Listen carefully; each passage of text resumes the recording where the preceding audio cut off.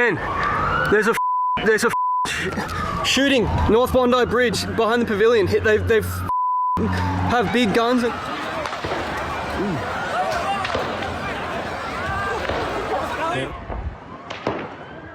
The Sunday evening terrorist attack at Bondi Beach, because that's what it has been officially designated as, has killed at least 15 people plus one of the gunmen. 40 other citizens are injured, a number of whom are in critical condition in hospitals. This act of terror has not come out of nowhere. Social cohesion and cultural wars around conflicts from the other side of the globe have been at the heart of debates in Australian politics for many months now.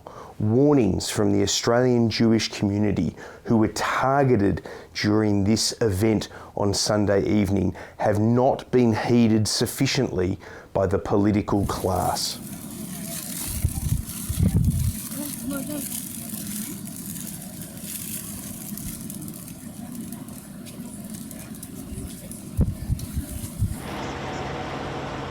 I live in the eastern suburbs of Sydney, not far from these events, these horrible events that unfolded on Sunday evening.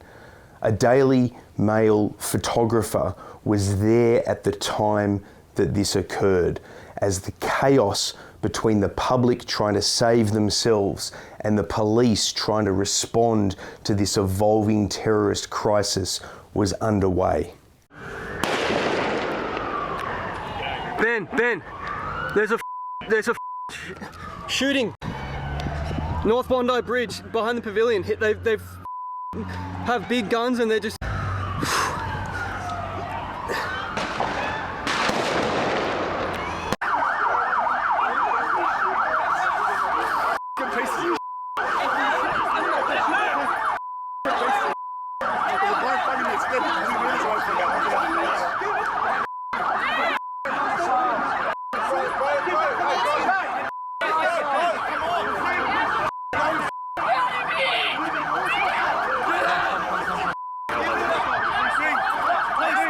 These events happened just one day before the anniversary of the Lindt Cafe siege in the CBD of Sydney.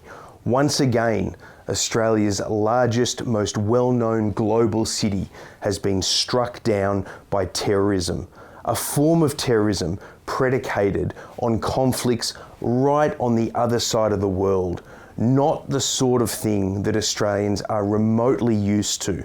We have gun laws that are supposed to prevent exactly this sort of thing. Yet the father and son, the father had legal firearms that were used during the course of this incident.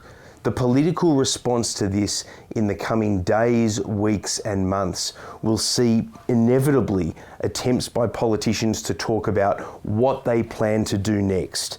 But a lot of Australians are asking legitimate questions about why authorities weren't ready for this, why the political class had tolerated some sort of false equivalence between concerns around Islamophobia as well as concerns around anti-Semitism. These attacks, these horrific, violent, murderous attacks, are the kind of anti-Semitism that the Jewish community has warned Australians about for a very long time now. The political class have been tiptoeing around the concerns of a lot of people in the Australian community that the sort of things we see, the horror that we see on the other side of the globe, might start to inflict the Australian community, courtesy of the levels of violence and bigotry being delivered against Jewish Australians. However, this has now happened, and hopefully at the very least out the other side of this,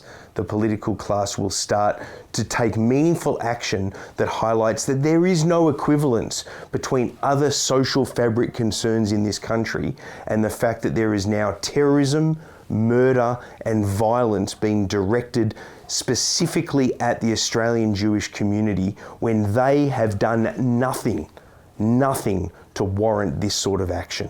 It's not possible to decouple the events that happened on the other side of the world on the border of Palestine and Israel on the 7th of October 2023 from the violence and the murder that we saw in Bondi on Sunday evening.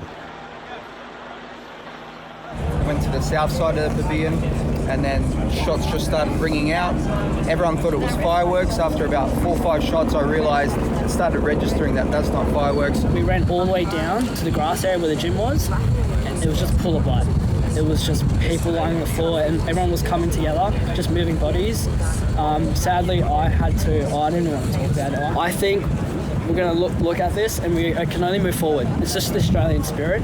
But I think if we all lift each other up together as a community, we all shoulder to shoulder help each other all out, I think we can go way more than this and look past this. In the aftermath of those attacks in the Middle East, we saw celebrations for the murderers. We saw applause for their actions. And we've seen that right here at home in Australia, in preachings, in mosques, in Western Sydney. They came to Bondi Beach with one thing on their mind, armed and ready to inflict horror and death on a Jewish holiday that was being celebrated on the shores of Bondi Beach, killing so many innocent Australians in the process. Left unchecked, as you were just saying, anti-Semitism leads to terrorism and violence targeting the innocent. Your government has come under criticism in claiming that it has effectively responded to the rise of anti-Semitism in Australia since October 7, 2023. In September, your government recognised a Palestinian state. Your ministers have attacked the Israeli government. Senior ministers refused to visit the sites of the October 7 massacres, and you created a special Islamophobia envoy alongside an anti-Semitism envoy. Have you taken the threat of anti-Semitism seriously, and can you guarantee the safety of Jewish Australians? Yes, we have taken it seriously, and we've continued to act. We've continued to work with Jewish community leaders. We've continued to take all the advice from the security agencies to put in place special measures, and we'll continue to do so. Albanese must not say this is bad for Australia. It's bad for the Australian Jews. Where are you? Where are you? What have you done? Where have you been? Enough's enough. Please, we Australians, we're proud Australians, and to have our government do that, I've got no faith in this country anymore. Down my road, this can happen down my road, where I come every day and walk my dog and my children. It's just a complete disgrace. Politicians, including the Prime Minister, have been quick to try to talk down the challenges that Australia has faced domestically in the aftermath of those horrific events over in Israel and the Middle East on the 7th of October 2023. What we've seen since then has been protests that have turned violent in the Sydney CBD, chants of an anti-Semitic nature, threats and applause for the perpetrators of those horrific incidents in the Middle East. This is not the Australia that any Australian citizens want to see developed. This is not the sort of situation that we're used to in this country. We don't want to import the violence and the hate from abroad. Whatever challenges there are in our community and have been in place over the years, we don't see those challenges manifest in terrorism and murder. It is a false equivalence to try to suggest a situation whereby, because there are examples of Islamophobia around Australia, that is some sort of equivalence to what has now developed in terms of anti-Semitism and where it has now led to. These attacks were predicted by Jewish leaders because they were concerned that the government was undercooking the threat.